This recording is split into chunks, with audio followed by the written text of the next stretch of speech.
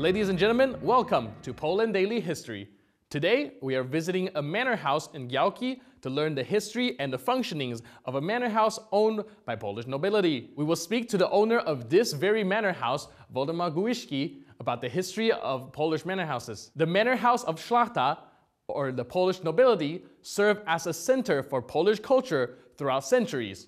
And during times of war and the partition of the nation, it also functioned as a bastion of freedom. The Polish manor house is somewhat viewed as a social security system nowadays, or somewhat of a social safety net, and people would come here and they can depend on being given help. How does that work?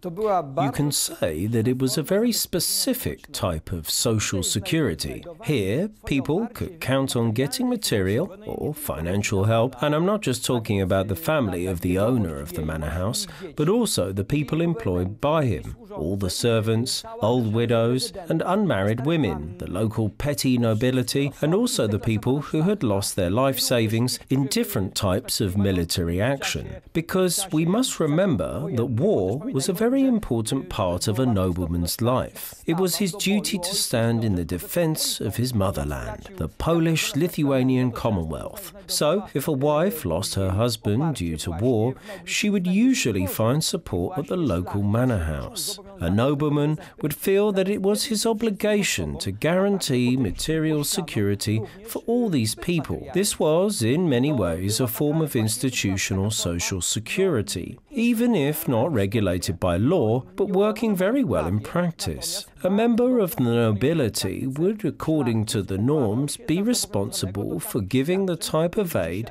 that the state provides to people, and has done since the late 19th century, or the times of the German Chancellor Otto von Bismarck. So the Polish manor house used to play the role that is performed today here in Poland by ZUS, Polish Social Insurance Institution. What about the people from lower social classes? Can they also depend on social security provided by the manor houses?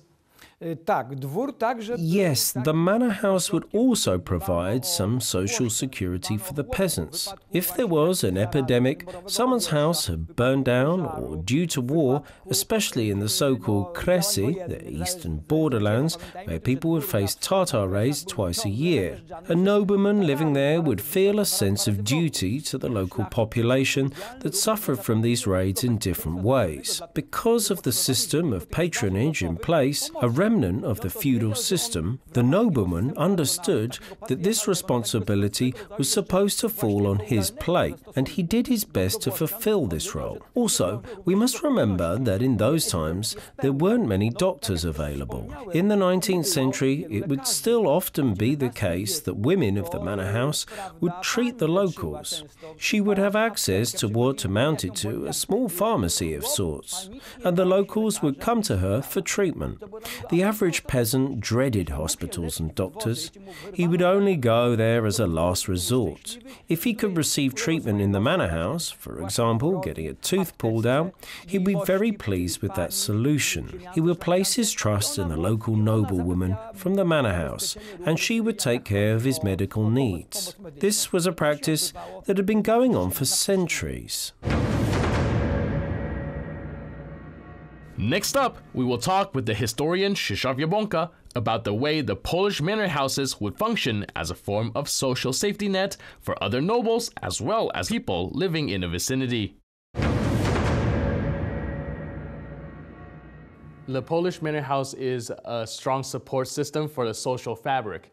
And I was wondering if you can tell me, if a person during that era, what can he expect the Polish manor house to help out in their daily lives? We should remember that the noble families living in these manor houses would usually be multi-generational. The oldest person in the household would normally be the grandfather of the owner. The owner's father would also be living there. He wouldn't be in charge of the household anymore, but the class and dignity of the manor would be resting on his name and coat of arms. Apart from the nuclear family, it was common for extended family to also live there.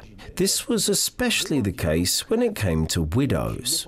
A Polish nobleman would be responsible for all the women in the family, and he was so to a very high degree. Responsibility for women to such a high degree can otherwise probably only be found within the Georgian nobility, where women are actually placed above men, as men are considered to be their natural protectors. This is why new buildings or wings would be added to the manor house, with time as extended family members stay there for an extended period of time. We should remember that a simple visit by family members back then would normally last a full week and sometimes up to a month. This is how people lived in those times. We must also keep in mind that the family living in a manor house would also be responsible for the destitute and outcasts of the local village.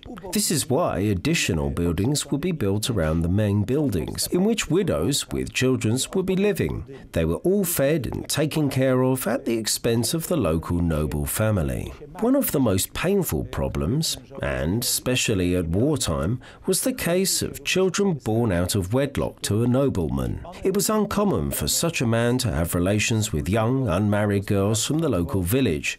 If she would give birth to a child, she wouldn't be allowed to remain in the village. She would be given a cow and asked to go and find her luck somewhere else. This was done in order so that her son would never meet with the legitimate son of the nobleman. Some claim that these illegitimate sons made up the bulk of the men who would leave the areas where central authority was strong and form the communities that later became known as the Cossacks. It could be said that by taking to the sword, they would fight for their rights. As a result, they would form their own class, somewhere in between the peasants and the noblemen. Finally, it's worth noting that the manor houses would, according to legal customs and culture, become centres of welfare, and as a result, also centres of culture. These were places where outstanding artists would find their patrons. For example, René de Balzac stayed for some time at such Polish manor houses. One of the most typical things for a Polish manor house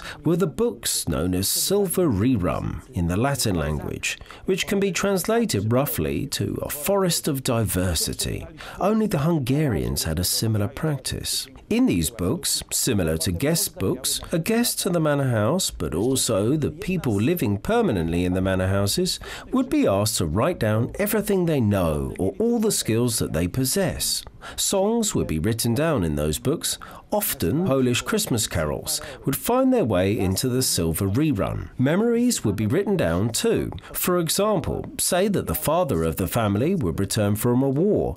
Then he would be asked to write down everything that he had experienced whilst he was away. Another example could be if somebody went to participate in a session of the Parliament of the Polish-Lithuanian Commonwealth. This diversity of things that could find their way into a silver rerun book meant that it was a way for Polish noble family to document all the interesting things that had happened in the history of their family. If such a book went up in flames, it was considered as the worst disaster that could happen to the family. If a manor house burnt down, the neighbour would usually ask, "Was your silver rerum salvaged?" If the nobleman would say yes, "I managed to carry out of the flames," then the neighbour would say, "Great, that's all that really matters.